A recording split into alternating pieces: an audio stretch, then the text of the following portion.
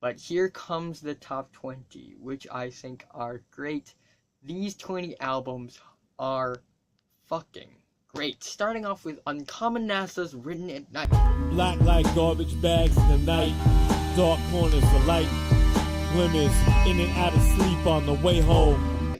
At first, I think this album is very boring, it's very dull and sleepy, but I listened to the whole thing and I realized there's a concept behind. And then all of a sudden, I'm in love with this album. It's just great. The theme is great.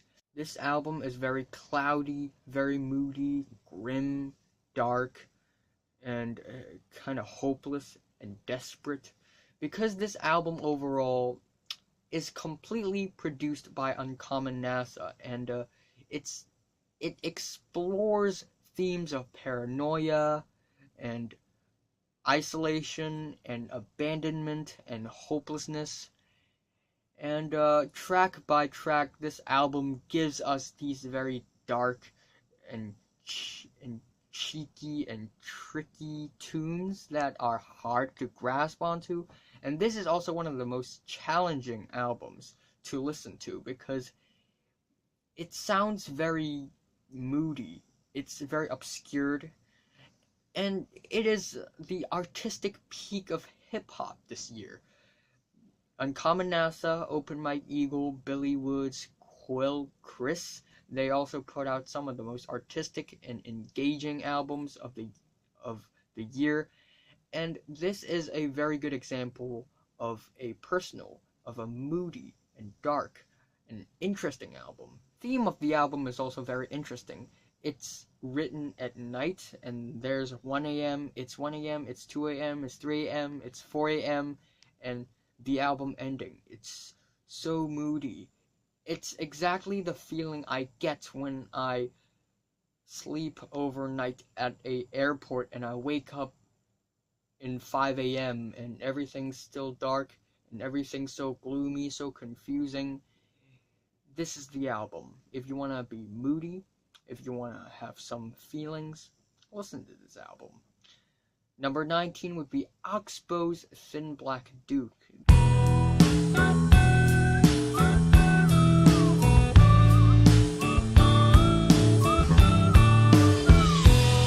They came back with a solid record. And this record, it's full of colors. It's very colorful. It's also very smart, really creative. Garage rock and chamber rock in its most garage and chamber because it's really well recorded. It sounds like a live recording in a sense. And there's also a lot of great moments on the album, from the album opener, which is really melodic, really tuneful, to Ecce Homo, to A Gentleman's Gentleman. And Eugene Robinson's vocals on this album is amazing. It's like he has 1,000 voices. He can be very grunty, very old, and then he can be very expressive and light and loud. This album is a ride. It's very dynamic, and it's one of the most impressive rock comeback albums of the year.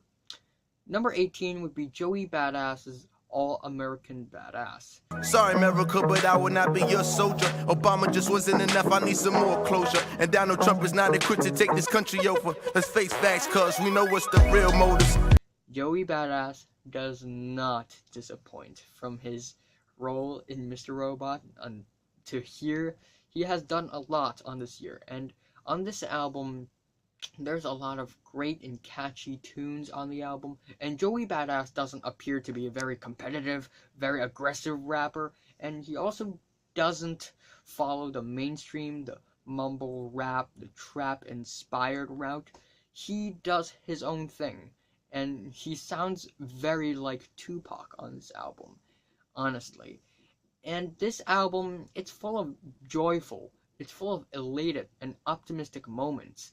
And there's also a lot of social political topics discussed on the album, but he's very rational. He's very reasonable and sensible on these songs. And overall, it's a fun album. Number 17, speaking of reasonable reasonable and rational. We have JayZ's 444. Often womanized, took for my child to be born. See through a woman's eyes, took for these natural twins to believe in miracles. Took me too long for this song. I don't deserve you. And this album, it's more like a Sean Carter album than a JayZ album, because he has put down all his ego and he is real apologetic and clean and pure on this album. On the title track, he kind of apologizes for what he had done, and on the song The Story of OJ, it gets really controversial. I'm not black, I'm OJ. Okay. But what he says is basically, whoever you are, if you're black, you're black. And that's one of the most, I guess, honest songs he had ever put out. It's the whole album, it's very choppy, it's very jumpy in a good way. The sampling is really well produced, really well done. The sounds are really well mixed. The lyrics are smart, they are also deep and philosophical. And JayZ is still one of the greatest rappers this year. Number 16, we had to give it to Idol's Brutalism. I want to move into a bogus home. I make a list of everything I own. Usually it's Brutalism, but I like to pronounce it Brutalism because it's so overblown, it's so heavy, it's so hard-hitting, it's insane.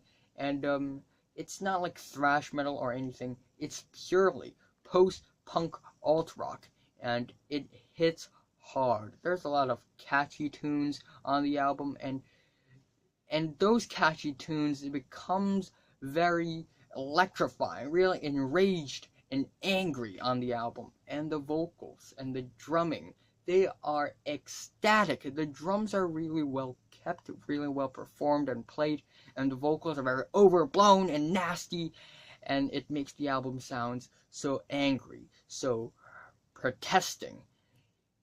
Number 15, man, Kil Moon's Common as Light and Love as Red Valleys of Blood. There you were, a little kid in the yard. I was a friend and a brother. There's an old picture of us playing cards in the night. We threw corn at houses. This is such an album because it's not for everyone, and I listened to it for a lot of times for myself to actually like it. I think it's really well thought out. I like how Kil Moon pays a lot of attention to details on the album. And this album is like Kil Moon is ranting. It sounds like he's ranting because there are songs that are 12 minutes long, 10 minutes long, 7 minutes long, and there's like almost 20 tracks on the album, and the album adds up to 2 hours long. And it's very narrative heavy, it's really story heavy, because there's a lot Kil Moon had to talk about on this album. And instrumental wise, they aren't bad. There's these very tight drums and instrumentals for the background music, and background music, because sometimes it's like Kil Moon is lo-fi rapping, and most of the time he is performing spoken word, and then it also sounds like he's half singing, half speaking. It's a really strange genre of music. But overall, this album is also very personal, very fun. There's a lot of fun moments on the album also, and it's very complex, it's very deep and ambitious, and I like it for what it is. Number 15, it is. Number 14 would be OC's Orc.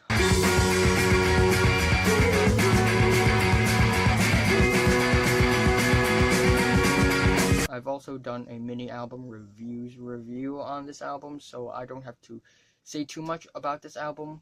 But this is such a raw and intense and energetic album, and exciting too. Wow, the performance is insane on this album. It's so energetic, it's so lively. and the vocals on this thing sounds like a Grinch. It's really, I don't know what's it like. And man, this album is full of great songs. This album is arguably one of the most solid psychedelic garage punk rock albums of the year. It's very solid because every song on this album is also entertaining, fun, engaging, very enthralling, and exciting to listen to. And the album opener is so maniacal, and the second track is also very fun and tuneful. The rest of the album is amazing. The drumming is great, the guitars are great. It's amazing. Number 13 would be Elder, Reflections of a Floating World.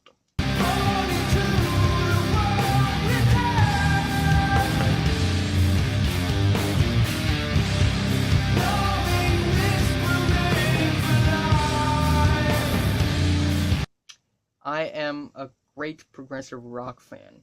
After I started listening to Pink Floyd, I'm like, wow, progressive rock is amazing. And this album is the most progressive music can ever get. At least that's what it sounds like. It's so progressive. And the album basically has 6 tracks, and every track is almost 10 minutes long. And they're very tuneful, very experimental, and artistic.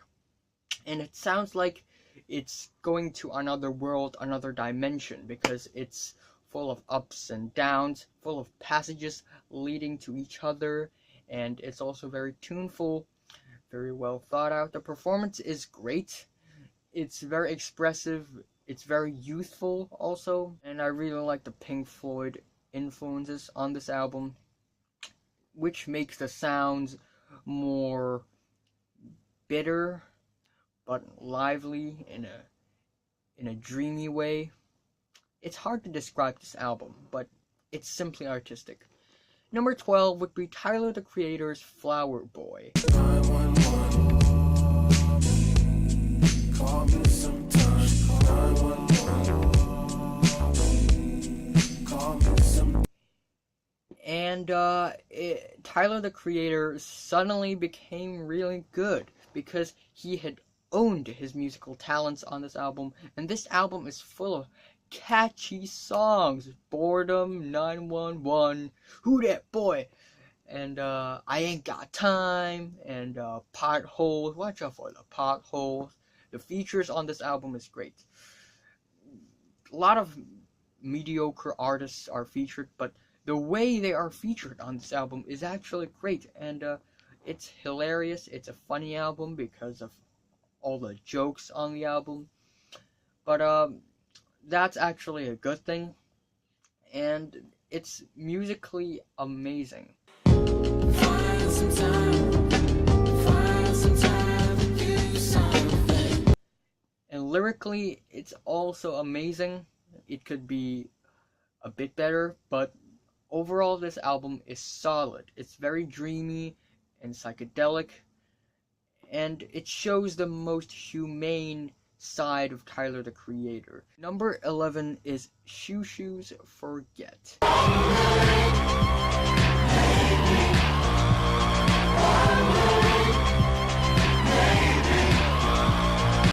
I've also done a review on that album, so in short, this album is a polarizing album, and it's full of creepy and freaky moments that I absolutely enjoy because of how experimental and artistic it is, and I love it for what it is.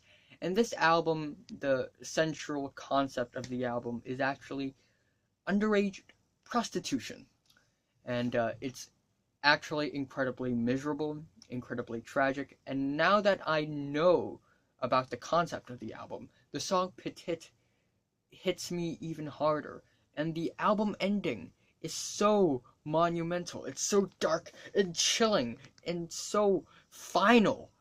My gosh, and the poem at the end, it really makes you question the world for a second.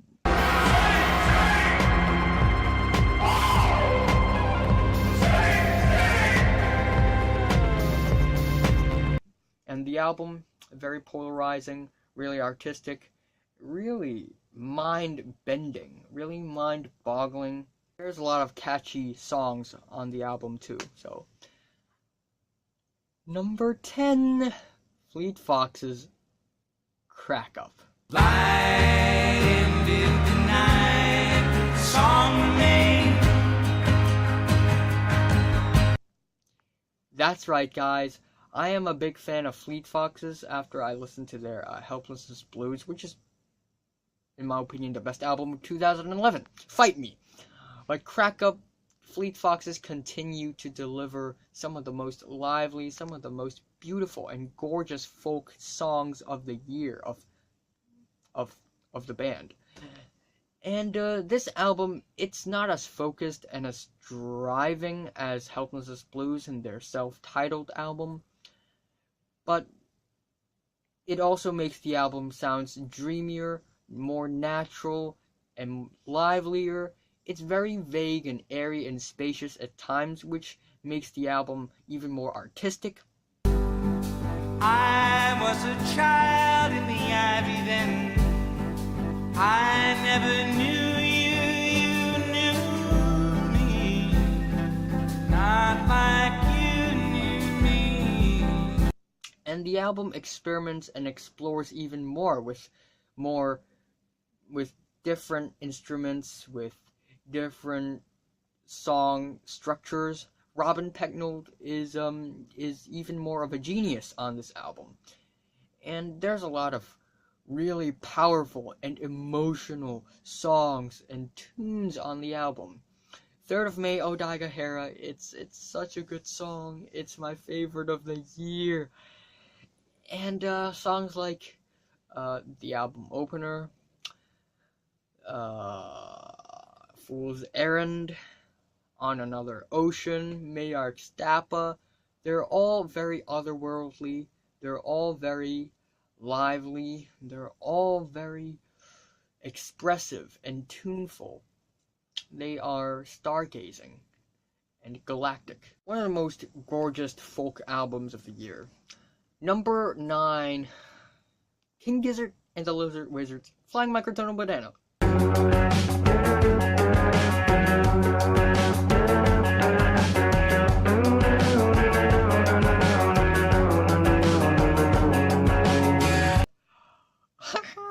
This album is amazing. Oh, it's one of the most entertaining and fun and solid. It's actually the most solid psychedelic album of the year. King Gizzard, they're insane. They released 5 albums this year, and I think they released their 5th album already, but I don't know. But their first album this year is Flying Microtonal Banana, and it is full of raw and intense performances. The first 4 tracks already says it all, from the very intense and entertaining Rattlesnake to one of my favorite psychedelic songs of the year, really groovy and catchy and tribal and very aboriginal, Nuclear Fusion. And the instrumentation is great.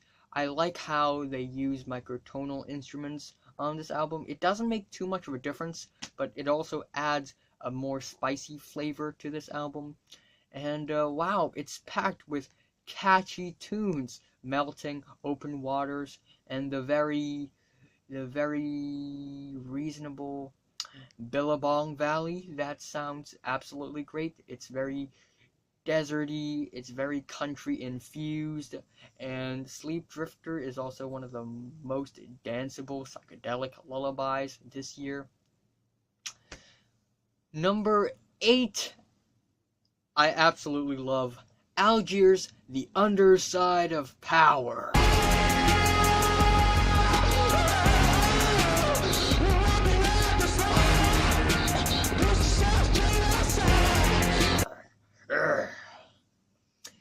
This is a solid album. I'm telling you, it's solid. From the very expressive and angry Walk Like a Panther to the very catchy, very expressive and montage favorable The Underside of Power, the title track. Man, this album is amazing.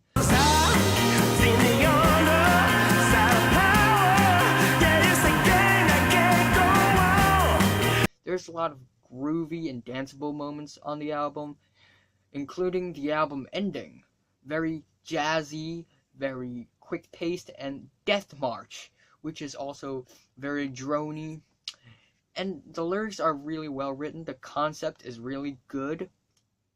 The performance is great, the drums, the vocals, they go really well. And I love how the band fuses genres of post-punk rock, of alt-rock, of soul music, gospel music. They mix together really well, and overall, it's one of the biggest surprises of the year, and the more I listen to it, the more I fall in love with it. There's also a lot of emotional and deep and philosophical moments on the album that I think are still very artistic. Number 7. First of all, I want to say thanks to Mr. Antoine Fantoine, the Needle Drop, for giving this album a 9. Had he given this album a lower score, I would probably just ignore this album, but he gave this album a 9. Oh my gosh, I have to check this out. And turns out, this is one of the funniest albums of the year. It is Neil Cicerega's Mouth Moods, and it is a mashup album. Yes, I'm back! Yes, I'm back! Ooh, I'm back, mama! Yes, I'm back! That's right. So he doesn't play any instruments, he doesn't sing on the album, and he basically mixes all sorts of songs together, or simply just turn a song to another song, like Busting. He changed the Ghostbusters theme song to a very funny song about sexual innuendos. And it's so genius, it's so ingenious, it's brilliant. It is the definition of brilliant, and it is so funny. And he mixes songs that I would never imagine to be together, like 1,000 Miles and AC/DC's Back in Black, and Hans Zimmer's Inception soundtrack Time, and YMCA. Like, I had never imagined that, and it actually mixes out really well. And I also really love the overused 1 week. And again, the very traditional, the good old All-Star by Smash Mouth. It's a hell of a funny album. I laughed a lot during this album. And Annoyed Grunt is also one of the most catchy and lively and exciting songs of the year. And how did you even mix them? It's so well mixed. I don't know how, but because of how brilliant this album is, it's in the 7th place. Number 6 is Big K.R.I.T's Forever is a Mighty Long Time. Told them you were brought up underneath my umbrella. I was the one that taught you. Together means we'll be forever. And it is a 2-hour-long album because he has a lot to say on this album. And this album, it's like your average mediocre rap album at first. And the reason it sounds very average is because it is the definition of good. I did a review on this album, so watch that if you want to, but basically, track listing is full of great rap songs, from very gospel, very soul-infused, to very angry, to some very laid-back and casual and easy rap songs, to some very grand and lavishing rap songs. The instrumentations are great, the lyrics are great. Big K.R.I.T is at his most personal, but Big K.R.I.T is also at his most talented, because it's really well written, it's full of bangers. The first disc of the album, the first half, is full of bangers, and the second half more well thought out, it's more thoughtful, and there's also a lot of catchy songs on the album. So, a 2-hour-long hip-hop album that's actually good, and not like Chris Brown's latest album. definitely gonna get big crit. Number 5. Man, we're in the top 5. Although it's in the number 5 place, it's still my very, very personal favorite. And it is Protomartyr's Relatives in Descent.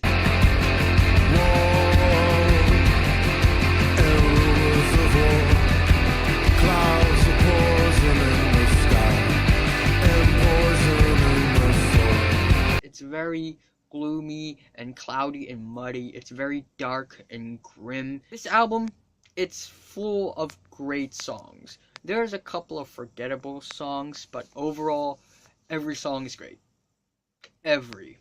The vocals are amazing. They're really ranty, and the guitars are really rambly and very driving. The drums are even more driving. They are even more well performed. They are very punchy, very echoey.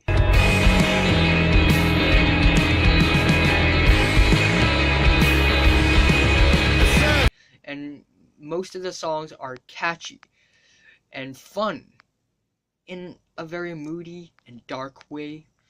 Like My Children, which is very groovy and satisfying to listen to. I like how disjointed the song is at first, but then it hits its groovy chorus.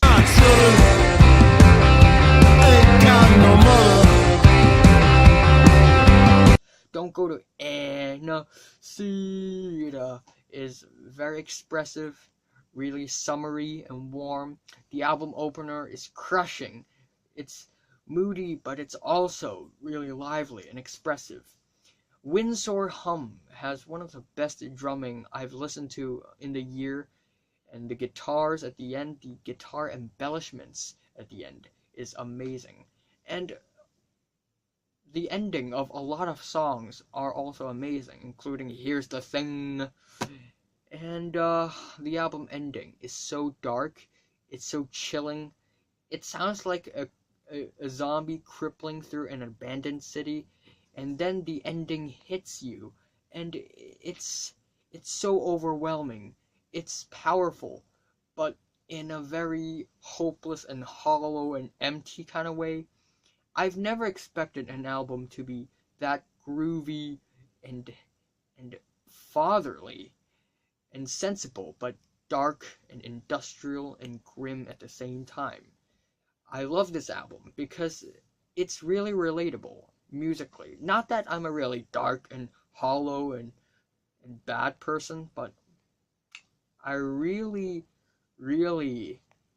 feel like that this album sounds like the world we live in right now. In a way, like the dark side of the world, basically.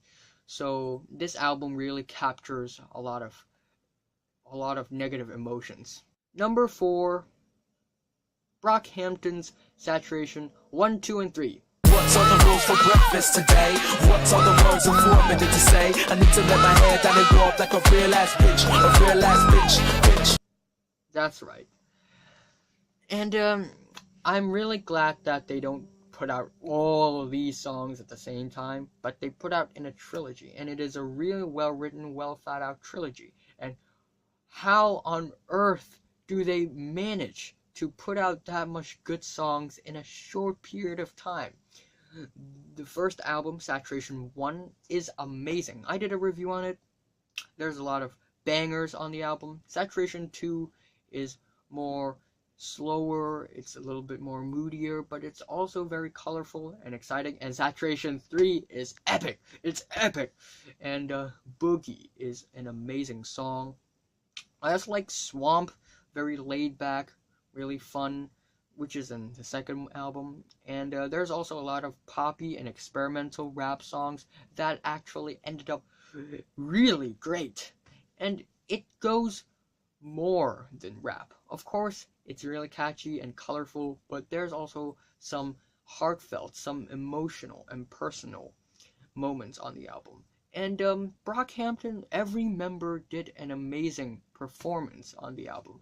Amir Van, Merlin Woods, Dom McLennan, Kevin Abstract, Joba, everyone else. I'm sorry if I'm missing someone, which in fact I'm missing like 10 people. Sata, ooh, be the number one Sata. Put the miss on you when I'm on your blogger. But all of them did an amazing job. The sound mixing is great, the writing is great, all of the tunes are very catchy, they're very accessible. Number 3, 9. What the fuck? I mean number 3. Richard Dawson's Peasant. In the kingdom of Britain, virgin on a muddy group of coke, a nice of houses crossed with clay and sheepdog. And this is a freak folk album that I unexpectedly enjoy because basically every track on this album is freaking amazing. There's like 3 interludes in this album, but interlude-wise, they are good interludes. And the rest of the album, they're very solid. They are simply amazing. They are incredibly artistic.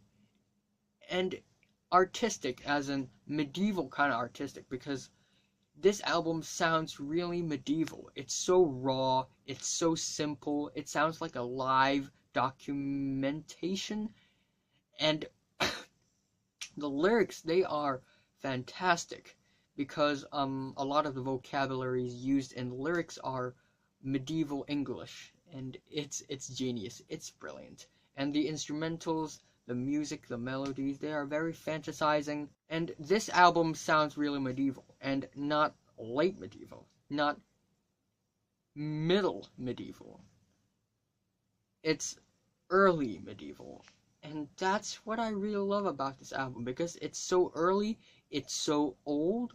It sounds so old and early that it's a little bit surrealistic. A little bit weird and freaky. You know, it talks about ogres, it talks about some tales that you don't really believe in, it talks about weird creatures, and Richard Dawson sounds like this very merciful grandpa that has 12 kids, 6 girls, 6 boys, and they're all gathering around the table about to enjoy a feast in a small clay house in the kingdom of Breenick. It's a really lovely, it's a very sweet and incredibly artistic freak folk album that I did not expect myself to enjoy that much. I'm running out of time. Number 2, Father John Misty, Pure Comedy. Oh, in no time at all, this will be the distant past. This album is so 2017. It's so methodic. It's so reasonable. And Father John Misty basically explains why the world is so shitty right now. And he talks about the politics, the society. He talks about the economy, the religions. He talks about everything right now. But he also talks about if people care about these shittiness in the world too much, they themselves too become shitty. And that really makes the album so real, so authentic. The lyrics are already great enough. Music-wise, it's also really great. It's one of the best folk alternative albums of the year. I don't really agree on alternative. It's more like folk. Josh Tillman is amazing, and he gives this album a lot of personality. And, wow, there's a handful of great songs on the album. A lot of people say that this album is sleepy and boring, and I get it. It takes a lot of listens to enjoy this album. The comedy of man starts like this. sounds very pure and peaceful, also grand. It sounds very humane also. It looks down on humanity in the bird's eye view, so it sounds very mature. It is also a very gorgeous album. And there's not much to say about this album. Watch my review. Number 1, Mount Eerie. A crow looked at me. Death is real. Someone's there and then they're not. And it's not for singing about. It's not for making into art. When real death enters the house, all poetry is dumb. When I walk in. And it is the most heartbreaking, the most crushing, and the most sad and depressing album of the year. I didn't do a full-length, in-depth review of the album because I didn't have the time, but this album, oh my gosh. It's so sad. It's so depressing. If you don't know the backstory of the album, basically, Mount Eerie, aka Phil Everum, his wife passed away. And in a very short time, he composed and produced all these very sad folk songs with simple instrumentations. And a lot of people complain about the simplicity of the album, but the whole concept of the album overwrites everything. Like, it's so sad, it's so crushing. I listened to it like 2 times, actually 3 technically, and I already told myself I will not revisit this album again because it's so deep, it's so sad, and you know, Mount Eerie is not the first artist ever to explore the theme of death. David Bowie did it last year, but he did not make death a very artistic, a very flashy thing, and he did not make death a very dark and depressing thing. He makes death a very real, a very authentic thing that is placed right in front of your eyes. If you listen to this album, it's so real. It's so real, you cannot even believe it. Death is so real. It's so raw. It's so, ironically, it's so alive. It's in us all, in the world right now. Right now, as I'm speaking, people are dying. And yeah, we will not like it. We don't like it. But we simply have to accept it. And this is basically the album. And even that is being said, it's still a very crushing, a very sad and miserable album. It's very tragic. Mount Eerie always talks about, you know, he always reminds us or tells us stories of the past where he and his wife, and then he also talks about now, and he's always, there's nothing he can do. He can only look at lifeless pictures on the fridge and think about his wife when he's throwing away the garbage. And it's very personal. It's the most personal album of the year. It's very intimate. It's very lo-fi. And the simple instrumentation just adds onto the overall sadness. Therefore, the album is very sad. It is overwhelmingly sad. And it's also very real. It's not like the very cornered, the very dark sad, but it's the very real, the very right in front of you kind of sad. It also sounds very Mount Eerie. It sounds like his other record, Dawn, and it also sounds like the microphones, the glow, because Mount Eerie still stays in his roots when he's writing this album. But all the songs on this album is simply stunning. It's simply jaw-dropping. It's so emotional. It's so powerful. It's so potent. It's not dramatic or climactic and everything, but it quietly whispers to you and hits you in your heart very quietly. And you know, at first death is not that relatable, death is not that understandable, but after listening to this album, we get a very close, a very realistic view of the effects of death, and I think it is what it is. So, this is my top 40 albums of the year. What is yours? Comment below, and like if you like it, subscribe if you want more.